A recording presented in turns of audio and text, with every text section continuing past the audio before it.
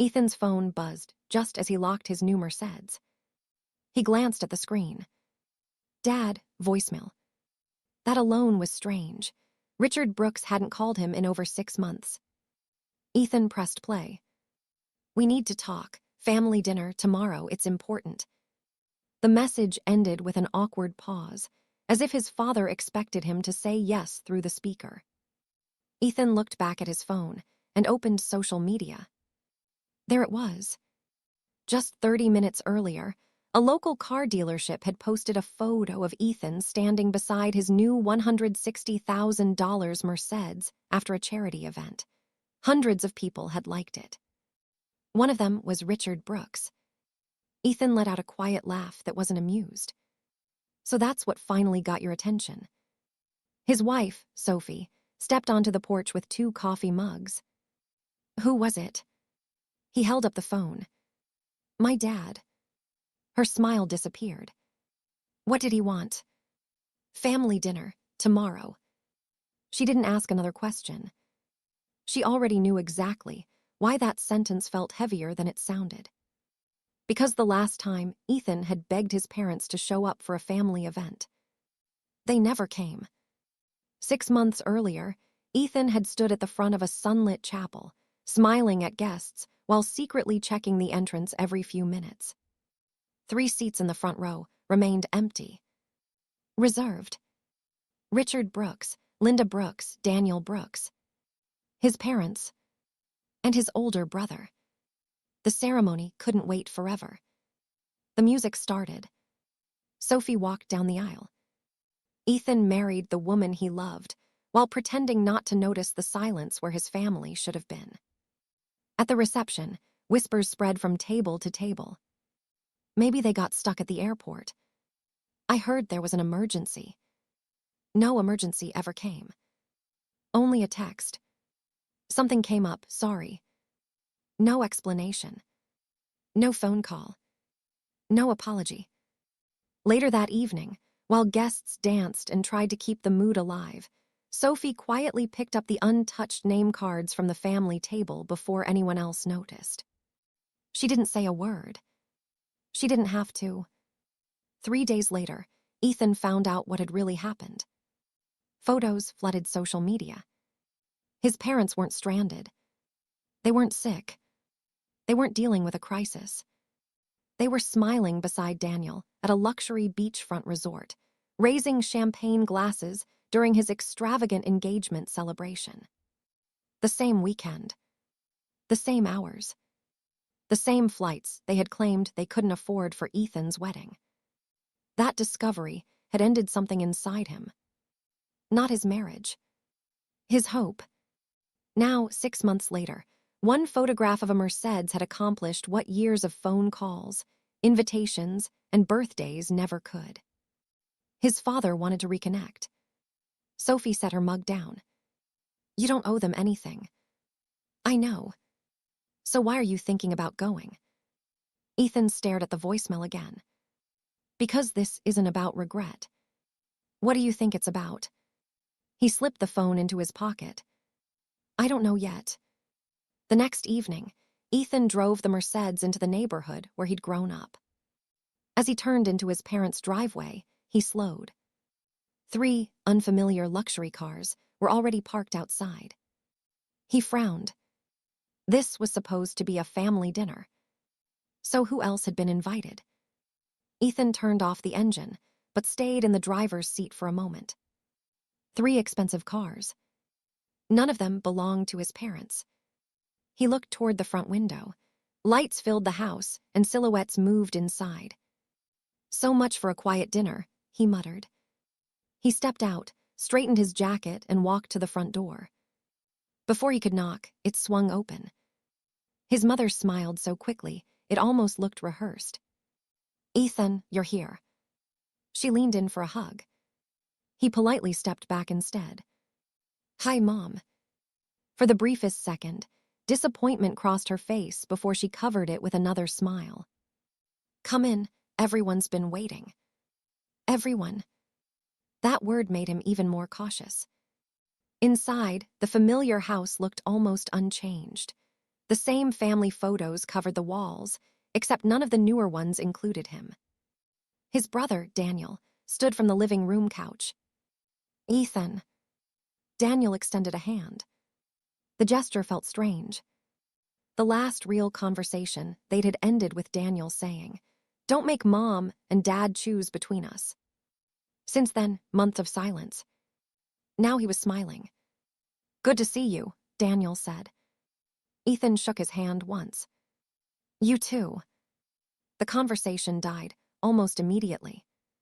Then Richard Brooks entered from the dining room. "There he is." His father's voice boomed with an enthusiasm Ethan hadn't heard since childhood. Richard slapped him on the shoulder. "You've been busy." "I have. I saw your new car." "I figured." Richard laughed louder than the comment deserved. "Beautiful machine." Within minutes, Ethan noticed something unsettling. Nobody asked about Sophie. Nobody asked how married life was going. Nobody mentioned the wedding. Instead, "So that Mercedes," his aunt said, "it's stunning." "How's business these days?" another relative asked. "I heard your company is growing fast." Even his mother admired the car's interior after asking if she could peek outside. "It must have cost a fortune." Ethan gave short answers. "Business is doing well. We're keeping busy. It's been a good year." Nothing more. As everyone settled around the dining table, Linda finally looked at him with what appeared to be concern. "Ethan." He met her eyes. "I know things have been difficult." He waited. She continued softly. "Families go through difficult seasons." Silence. No apology. No acknowledgement of missing the wedding. No admission of choosing Daniel over him. Just a sentence so vague it could mean anything. Ethan nodded once. "I suppose they do." Dinner began. Richard carved the roast, while casually steering every conversation toward Ethan. "So how many employees do you have now?" "Around 60. "Really?" Richard said, eyebrows lifting. "And you're expanding again." "We're considering it." "What would you say the company's worth today?" Daniel looked down at his plate. Linda quietly sipped her water. The question hung in the air. Ethan smiled politely. "I've never discussed private finances at dinner." Richard chuckled as if it were harmless. Just making conversation. But it wasn't just conversation. A few minutes later came another question. "And investors, still interested?" Then another. "You still own the company outright?" Then another. "Are you thinking about selling?" Each question became more specific. More deliberate. No one asked how Ethan and Sophie were adjusting to marriage. No one asked about their honeymoon. No one asked how he had felt watching 3 empty chairs during the ceremony. It was as if that day had never happened. Yet everyone seemed deeply interested in balance sheets, ownership percentages, and future earnings. Ethan set down his fork. For years, he had wanted these people to be curious about his life. Tonight, they finally were. Just not the parts that mattered. His parents hadn't missed their son. They had discovered his success. Richard dabbed his mouth with a napkin and smiled across the table. "Actually," the room grew quiet. "There's something important we need to ask you." Before Richard could continue, the front door opened. Voices drifted in from the hallway. "Sorry we're late." Ethan turned as more relatives entered carrying desserts and bottles of sparkling water. His uncle Mark. His aunt Denise. 2 cousins. None of them had been mentioned when Richard invited him. His father stood immediately. "Perfect timing. Come in, everyone." Within minutes, the quiet dinner transformed into a full family gathering. Extra chairs appeared around the table. Plates were passed around. Conversations overlapped. Ethan realized the invitation had never been about a private conversation. He had been brought here to perform in front of an audience. Richard tapped his glass with a spoon. Can I have everyone's attention for a minute? The room settled. Richard smiled toward Ethan. I've been thinking a lot lately. Ethan already disliked where this was going. His father continued. You know, parents aren't always good at saying when they're proud. Several relatives exchanged surprised looks. Richard had spent years calling Ethan reckless for leaving a stable corporate job to start his own software company. Now his tone couldn't have been more different. I'm proud of Ethan, Richard declared. He's become an incredible businessman. Aunt Denise blinked. That's wonderful to hear. Uncle Mark laughed lightly. Richard, I don't think I've ever heard you say that before. For a fraction of a second, Richard's smile tightened. People change. Ethan remained silent. He wasn't interested in arguing. He was interested in understanding. Richard lifted his glass. And one thing I've always admired about Ethan, he paused dramatically, is that he believes family comes first. Ethan looked directly at him. No, he thought. You're setting the table for something. The relatives smiled approvingly. His mother nodded with practiced warmth. Our family has always stood together during difficult times. Daniel shifted uncomfortably in his chair, but said nothing. Richard continued. As some of you know, our business has hit a temporary rough patch. The room quieted again. A few delayed payments. Some refinancing. Nothing we can't overcome. Ethan noticed several relatives exchanging worried glances. Apparently, this was news to them. Richard looked back toward Ethan. Fortunately, he smiled. Our family has been blessed with someone who's done exceptionally well. Every eye in the room turned toward Ethan. A cousin grinned. Well, that's nice. I guess Ethan can help however he can. Another relative added, it's great when success stays in the family. Someone else laughed. I knew you'd never let your parents struggle. Ethan hadn't spoken a single word. Yet somehow everyone was already discussing his generosity, as though it had been promised. Linda reached across the table. Ethan has always had a good heart. She squeezed his hand before he could pull it away. When families sacrifice for each other, everyone wins. The sentence landed like a weight. Sacrifice. He remembered sacrificing weekends to help in the family business as a teenager. Sacrificing holidays, hopping to earn his father's approval. Sacrificing pride after every comparison to Daniel. And on his wedding day, he had sacrificed the hope that his parents would ever choose him first. Richard cleared his throat. I think it's time we stop dancing around it. He reached beside his chair, then placed a thick blue folder directly in front of Ethan. I spoke with our attorney. Ethan didn't touch it immediately. Richard slid it closer. We've already prepared everything. Slowly, Ethan opened the folder. The first page carried legal letterhead. The second listed bank obligations. The third stopped him cold.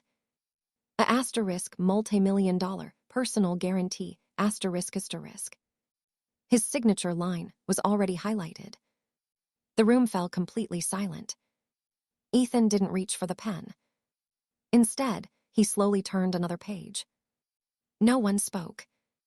The only sound in the dining room was the soft rustle of paper as he reviewed the documents.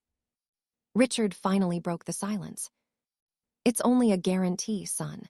If the restructuring goes through, you'll probably never have to pay a dime. Probably, Ethan asked without looking up. Richard forced a laugh. The lawyers always prepare for every possibility. Ethan continued reading.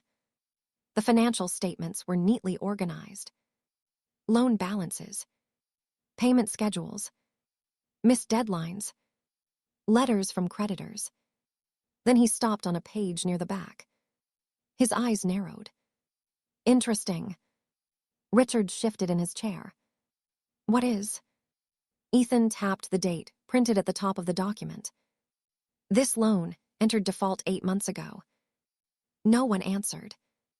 He flipped to another page. And this restructuring proposal was drafted 7 months ago. Another page. The bank issued its final warning 6 months ago. He looked up for the first time.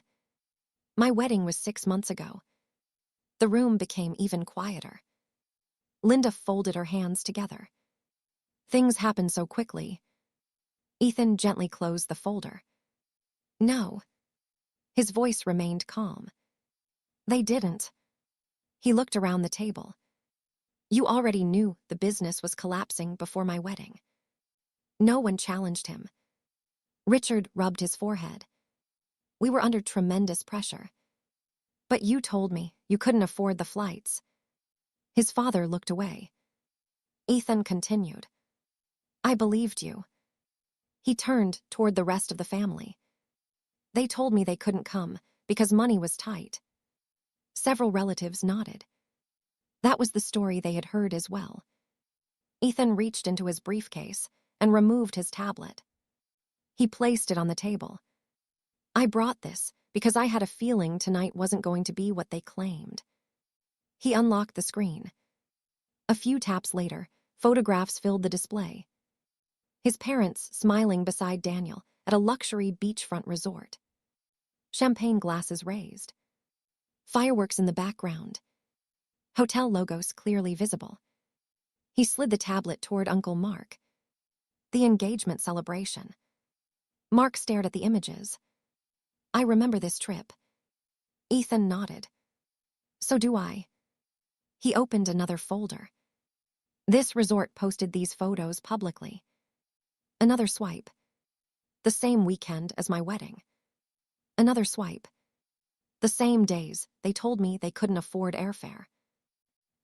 Aunt Denise looked from the screen to Richard. Is that true? Richard opened his mouth. Linda answered first. It wasn't that simple. Ethan calmly continued before the explanation could grow. It gets simpler. He displayed another document. A timeline. Every major financial notice lined up beside family events. Loan default. Emergency meetings. Daniel's engagement weekend. My wedding. Failed negotiations. Everything in chronological order. They weren't choosing between paying bills and attending my wedding. He looked directly at his father. You chose to spend what you had attending Daniel's engagement because you believed his future in-laws could help save the business. Daniel's face lost its color. I didn't know. Richard quickly interrupted. Daniel wasn't involved. I know, Ethan replied. I'm not blaming him. He looked back at the relatives. They gambled everything on one relationship. He paused.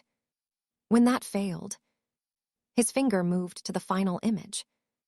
The dealership's social media post featuring the Mercedes. They suddenly remembered they had another son. The room erupted with overlapping voices. You told us something completely different. Richard, why would you hide this? They missed the wedding for that. Linda stood abruptly. Everyone, please, you're misunderstanding. No, Uncle Mark said firmly. I think we're finally understanding. Richard raised his voice. Ethan, enough. But no one was looking at Richard anymore. Every eye in the room had shifted. Not toward the parents. Toward the son they had underestimated. Richard took a step forward. Ethan, sit down. We can discuss this privately. Ethan rose from his chair. He looked around the room, meeting each relative's eyes. Then he spoke quietly. There's one last thing everyone here deserves to know. Even Richard stopped trying to interrupt. Ethan rested both hands on the back of his chair and looked around the table before speaking. I don't want anyone leaving tonight believing this is about a car. He let the sentence settle. The Mercedes is just what got their attention. He looked at his father. The decision was made long before that. No one spoke. Ethan took a slow breath. When my parents told me they couldn't afford to come to my wedding, I believed them. I told Sophie we had to be understanding. I defended them to our friends. I even told our guests there must have been an emergency. He glanced toward his mother. You let me protect your reputation. Linda lowered her eyes. But there wasn't an emergency. He gestured toward the document still lying open on the table. You already knew the business was in trouble. Instead of coming to my wedding, you chose to spend your time, your money, and your hope on Daniel's engagement because you believed his future in-laws had the connections and resources to rescue the company. Daniel stared at the table. I never knew that was the reason, he said quietly. Ethan nodded. I believe you. He turned back to the rest of the family. When that plan failed, the business kept getting worse. Then someone saw a picture of me standing next to a Mercedes online. He gave a faint, humorless smile. Suddenly, I got my first phone call in 6 months. Richard finally spoke. We were trying to rebuild this family. No, Ethan answered calmly. You were trying to rebuild your finances. The words landed harder than anyone expected. Linda's voice trembled. We made mistakes. You did. We're your parents. And I was your son on my wedding day. No one could answer that. For several long seconds, the only sound came from the clock on the dining room wall. Then Sophie, who had quietly listened throughout the evening, spoke for the first time. She looked at Richard and Linda. I watched Ethan keep looking at the chapel doors before the ceremony started. Her voice never rose. He kept smiling because he didn't want anyone to know he was hurting. She paused. After the ceremony, I removed your place cards because I didn't want him to keep seeing those empty seats. Several relatives wiped at their eyes. Aunt Denise whispered, I had no idea. We didn't either, Uncle Mark added, looking at Richard with disappointment. You told all of us there had been a family emergency. Richard rubbed his temples. I thought I was protecting everyone. No, Mark replied. You were protecting yourself. The room changed. Not dramatically. Quietly. The assumptions that had favored Richard and Linda for years began to disappear. One by one, relatives closed the folder containing the guarantee documents and pushed it back across the table. I'm not asking Ethan to sign this, Uncle Mark said. Neither am I, Aunt Denise agreed. A cousin shook his head. This isn't something he should have been pressured into. Richard looked around the table, searching for support. None came. The plan that depended on family pressure had collapsed. He looked back at Ethan. So that's it. Ethan considered the question. No. He slid the unsigned paperwork across the table. That's your business. Then he placed his car keys in his pocket. This is mine. Linda stood, tears forming in her eyes. Please don't walk away. Ethan met her gaze. I'm not walking away because you needed money. He paused. I'm walking away because the first conversation you wanted after missing my wedding was about my bank account. No one tried to argue. There wasn't anything left to say. Ethan nodded politely to his relatives. I'm glad the truth is finally out. Then he turned toward the door. Sophie joined him without hesitation. Behind them, Richard called his name. For years, Ethan would have stopped. This time, he kept walking. Outside, the evening air felt lighter than when he had arrived. He and Sophie got into the Mercedes. As they drove away, neither of them looked back. Over the following months, the consequences spread naturally through the family. Richard and Linda were forced to negotiate with their creditors on their own. Without Ethan's signature, they had to restructure the business using the resources they still controlled instead of expecting him to absorb the risk. Their reputation within the family also changed. Relatives who had once accepted their version of events became more cautious, recognizing how easily they had been misled. Several admitted they had unknowingly encouraged the pattern of favoritism for years by never questioning it. Daniel reached out to Ethan privately. "I can't change what happened," he said, "but I don't want to keep pretending it didn't." Their relationship didn't become perfect overnight, but it became honest for the first time in years. Ethan and Sophie focused on building a life that wasn't defined by old disappointments. On their first wedding anniversary, they celebrated with the friends who had stood beside them in the chapel when 3 front row seats remained empty.